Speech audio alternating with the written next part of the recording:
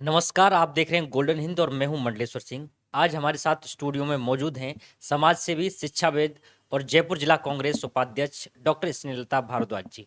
Ma'am, golden Hind पर आपका हार्दिक स्वागत। बहुत धन्यवाद सर। सबसे पहले मैं इस सवाल पूछना चाहूंगा, राजस्थान से कांग्रेस पार्टी ने 3 राज्यसभा के उम्मीदवार घोषित किए हैं और जो तीनों ही बाहरी हैं, तो इसको लेकर पार्टी में भी और पार्टी के बाहर भी विरोध देखा जा रहा है। इसको लेकर आप क्या समझते हैं? देखिए, बिल्कुल आप सही कह रहे हैं। यहाँ के पदाधिकारी, राजस्थान के कार्यकर्ता सभी इस बात से कहीं न कहीं उनको आघात पहुँचा है कि राजस्थान में क्या कोई ऐसा शख्स नहीं था, जो राज्यसभा में जा सकता था।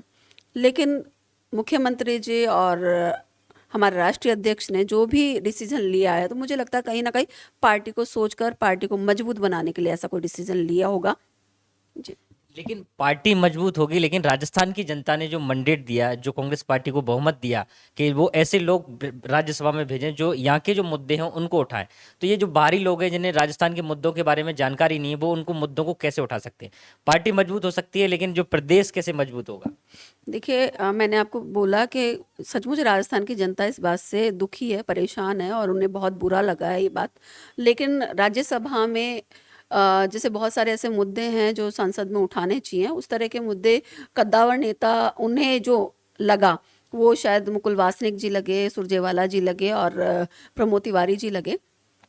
हम इस बात से सचमुच परेशान हैं और कहें तो कि कहीं न कहीं कार्यकर्ताओं की, पदाधिकारियों की नाराज़गी है कि राजस्थान से कोई भी पदाधिकारी, कोई भी कार्यकर्ता अगर राज्यसभा में जाता, तो शायद राजस्थान की जनता बहुत खुश होती। अभी कांग्रेस पार्टी की तरफ से कुछ दिन पहले, कुछ कुछ समय पहले ही अभी उदयपुर में चिंतन शिविर भी किया गया था, जिसके बाद ऐसी उम्मीद की जा रही थी कि कांग्रेस पार्टी में कुछ अमूलचूल परिवर्तन किए जाएंगे और कुछ ऐसे कठोर निर्णय लिए जाएंगे, लेकिन अभी भी स्थिति वैसी नजर आ रही है। तो आप क्या देखते हैं कि ये जो चिंतन शिविर वगैरह हैं, ये सिर्फ एक तरह से दिखावे के लिए, बाकी होगा तो वही जो कांग्रेस आलाकमान और गांधी परिवार चाहेगा? देखिए, अभी आपने बोला कि कठोर निर्णय लिए जाएँगे, हो सकता है ये कठोर निर्णय ही हो। जो राजस्थान से नहीं उतार के इनको बाहर से जो मुकुल वासनिक जी को और जिनको भी 3 लोगों को राज्यसभा में भेजा, ये एक ऐसा कठोर निर्णय है कि कहीं न कहीं लोगों की नाराज़गी है। लेकिन हो सकता है इसमें कुछ न कुछ अच्छा या कांग्रेस पार्टी के लिए कुछ बेहतर छुपा होगा, शायद इसीलिए उन्होंने निर्णय लिया होगा। कांग्रेस पार्टी सिद्धांत भी बनाती है। कांग्रेस पार्टी का एक सिद्धांत है, एक व्यक्ति एक पद वाला सिद्धांत। अभी आप देखें कि रणदीप सुरजेवाला वो भी संगठन में जनरल सेक्रेटरी हैं, मुकुल वासनिक भी पद पर हैं, उसके बावजूद भी ये उन्हें राज्यसभा का उम्मीदवार बनाया गया है। तो ये तो पार्टी अपने ही सिद्धांत के खिलाफ जा रही है, तो ये कठोर निर्णय कैसा हो सकता है? देखिए, मैंने आपको यही बोला कि चिंतन शिविर में चिंतन जिस भी मैटर पे हुआ होगा, कोई भी पार्टी ये नहीं चाहती कि हम पीछे जाएं या हमारे लोग हमसे नाराज हों। लेकिन कोई भी स्टेप उठाया जाता है उसके बारे में, आज हम बैठकर यहाँ 2 लोग बातें कर रहे हैं, लेकिन जब वो वहाँ बैठे होंगे चिंतन शिविर में, मुझे लगता है कि सारे सीनियर लोग वहाँ पर बैठे होंगे और उन्होंने कहीं न कहीं सोच समझ कर इस डिसीजन के बारे में सोचा होगा या चिंतन किया होगा कि कैसे हमारी पार्टी मजबूत हो सकती है, किस तरह से। आज अगर हम और जगह की बात करें, राजस्थान में कांग्रेस की सरकार है, हमारी सरकार है, लेकिन और जगह जिस तरह से कहीं भी अगर कांग्रेस माइनस जा रही है, तो उसके कारणों पर विचार हुआ होगा और उसको सोचकर ही कहीं इस बात का डिसीजन लिया गया होगा। राजस्थान में भी कांग्रेस पार्टी के खिलाफ एंटी इनकम्बेंसी देखी जा रही है, कांग्रेस सरकार के खिलाफ में। अभी कांग्रेस के पास राजस्थान में समय भी है, लगभग 1.5 साल का समय है।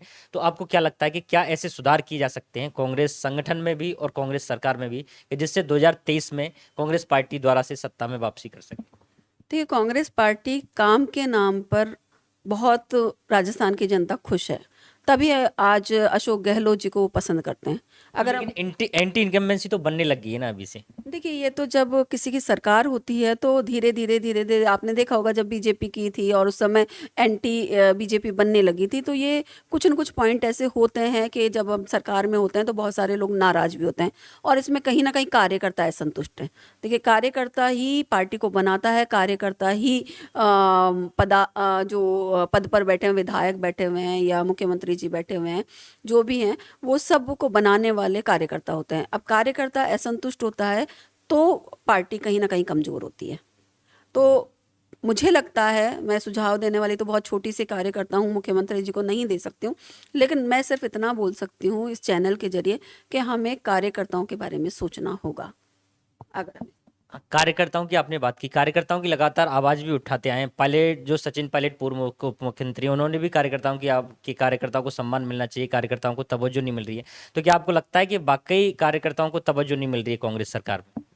देखिए ऐसा नहीं है, मैं कैसे बोल दूं कि मैं एक छोटी सी कार्यकर्ता हूं और मुझे राजनीति में आए बहुत ज़्यादा टाइम भी नहीं हुआ, लेकिन कहीं ना कहीं मुझे एक छोटी सी कार्यकर्ताओं को एक सम्मान दिया। मुझे जब मैं जुड़ी तो जिला से डायरेक्ट मुझे डीसीसी में उपाध्यक्ष की पदवी मिली और मैंने चुनाव भी लड़ा पार्षद का। तो ऐसा नहीं है कि कार्यकर्ताओं की वैल्यू नहीं है, लेकिन हर कार्यकर्ता को संतुष्ट नहीं किया जा सकता।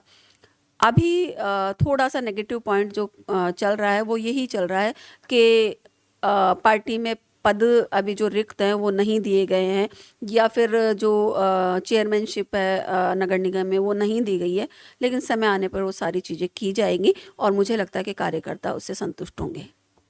आप राजनीति में आने से पहले समाज सेवी भी रही हैं, अभी भी समाज सेवी भी हैं, शिक्षाविद भी रही हैं। तो आपका जो फाउंडेशन है, एनजीओ जो स्नेह फाउंडेशन, वो किस तरीके से काम करता है और उसका क्या प्रमुख उद्देश्य है? देखिए मैं आपको यही कहना चाहूँगी कि मैं जिस उद्देश्य से यहाँ बैठी थी वो स्नेह फाउंडेशन ही है, लेकिन आपने अगर राजनीति की बात करी तो मैं एक समाज सेविका के नाते ही आपको इस बात का जवाब दिया है। रही बात स्नेह फाउंडेशन की, तो स्नेह फाउंडेशन एक ऐसा फाउंडेशन है जो लोगों की ज़रूरत को पूरा करता है। ज़रूरत का मतलब सिर्फ इससे नहीं है कि आप पैसा देकर किसी की ज़रूरत पूरी कर सकते हैं या किसी को चीज़ कुछ सामान देकर पूरी कर सकते हैं। तन मन धन किसी भी तरीके से आप मदद कर सकते हैं किसी की। कभी कभी ऐसा होता है कि हॉस्पिटल में अगर हम जाते हैं तो बहुत सारे लोगों के पास पैसा तो होता है लेकिन इंसान नहीं होता उनके पास, या फिर कहीं ना कहीं उनका मनोबल बढ़ाने के लिए उनको कोई ये कहने वाला नहीं होता कि मैं हूं ना, तू चिंता मत कर। तो इस तरह की चीज़ें स्नेह फाउंडेशन करता है कि तन मन धन तीनों से जितना वो कर सकता है उतना वो करता है। स्नेह फाउंडेशन का मीनिंग ये है, मैं सौभाग्यशाली हूँ कि मेरा नाम स्नेहलता है।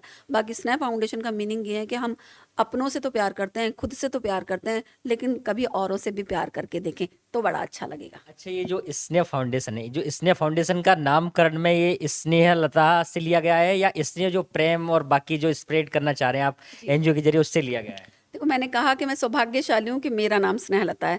बाकी स्नेह का मीनिंग हमने प्यार और लगाव से लिया। जब अचानक ही लास्ट डेट थी और हमें एनजीओ का नाम चुनना था तो हम बहुत सारे नाम दिमाग में आ रहे थे, लेकिन एकदम हमने सोचा कि स्नेह क्यों, हम ये सोच रहे हैं कि नाम है, हम ये सोचें ये तो एक ऐसा है जो वातावरण में होना चाहिए, मतलब हर जगह विद्यमान होना चाहिए, यानी प्यार लगाव। तो उसको सोच कर ही हमने इसका नाम स्नेह फाउंडेशन रखा। आप स्नेह फाउंडेशन के जरिए कितने लोगों की टीम है जो स्नेह फैलाने का काम कर रही है? देखिए लाखों लोगों की टीम है। मैं ये नहीं कहूँगी कि 10 लोग हैं, 15 लोग हैं, 50 लोग हैं, लाखों लोग स्नेह फाउंडेशन से जुड़े हुए हैं और लाखों लोग इसे पसंद करते हैं, इसे फॉलो करते हैं। अभी हमने एक प्रोग्राम जो कंबल वाला प्रोग्राम किया था, उसे करोड़ों लोगों ने, यानी कि उसे 8.5 करोड़ लोगों ने सराहा, देखा और उसे कमेंट किया। तो आप सोचिए कि स्नेह फाउंडेशन के लोग बहुत हैं काम करने के लिए।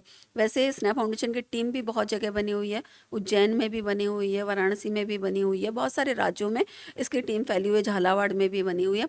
अलग अलग बहुत सारी जगह स्नेह फाउंडेशन को पसंद किया जा रहा है। लोग फोटो भेजते हैं हमें कि स्नेह फाउंडेशन पेड़ लगा रहा है, स्नेह फाउंडेशन कंबल बांट रहा है, स्नेह फाउंडेशन बच्चियों को फ्री पढ़ा रहा है, स्नेह फाउंडेशन बालिकाओं को सपोर्ट करता है, स्नेह फाउंडेशन महिलाओं को सपोर्ट करता है। इस तरह की बहुत सारी चीज़ें वो चलाते हैं और हम लोगों को पिक्चर शेयर करते हैं कि स्नेह फाउंडेशन में मैडम आप ही नहीं है, स्नेह फाउंडेशन हमारा है। तो इस तरह से लाखों फॉलोवर्स हैं इसके। सोशल मीडिया पर आपके भी व्यक्तिगत रूप से लाखों फॉलोअर्स हैं, तो क्या वो आपको राजनेता के रूप में ज़्यादा पसंद करते हैं या समाज सेविका के रूप में? देखिए वो मुझे नहीं पसंद करते हैं, मैं ये नहीं कहूँगी वो मुझे पसंद करते हैं, वो स्नेह फाउंडेशन के काम को पसंद करते हैं।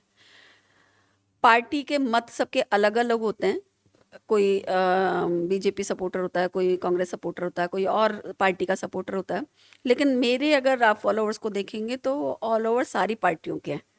वो पार्टी को नहीं, वो सिर्फ स्नेह फाउंडेशन के काम को पसंद करते हैं, उन्हें स्नेह फाउंडेशन के काम पसंद आते हैं, इसीलिए आज 2 लाख के आसपास उसके फॉलोवर्स हैं। आपको समाज सेवा के क्षेत्र में इंटरनेशनल ग्लोरी अवार्ड भी मिला था, तो क्या विशेष योगदान ऐसा क्या था जिसके लिए वो मिला था और कैसा अनुभव रहा आपका? देखिए वो मेरी लाइफ का सबसे बड़ा एक अचीवमेंट था कि मेरे पास अचानक 5 दिसंबर 2019 को ये प्रोग्राम हुआ था और अचानक 3 दिसंबर को मेरे पास कॉल आया कि मैडम आपका सिलेक्शन हुआ है और आपको गोवा आना है। तो वो पल बहुत खुशी का था और एकदम मुझे लगा कि क्या मैं इतना अच्छा काम कर रही हूँ कि मुझे आज ये अवार्ड दिया जा रहा है। मतलब मैं कहूँगी कि अपने आप पे बड़ा प्राउड महसूस हुआ कि आज हमारा एनजीओ एक उस लेवल पे काम कर रहा है कि लोग उसे उस लेवल पर, इंटरनेशनल लेवल पर देखना चाहते हैं। तो वो अवार्ड मिला मुझे गोवा में 5 दिसंबर 2019 को, और सचमुच बहुत प्राउड मोमेंट था वो। ये थी हमारे साथ समाज सेवी राजनीतिज्ञ डॉक्टर स्नेहलता भारद्वाज जी। मैम, हमसे बातचीत करने के लिए आपका बहुत बहुत शुक्रिया। Thank you.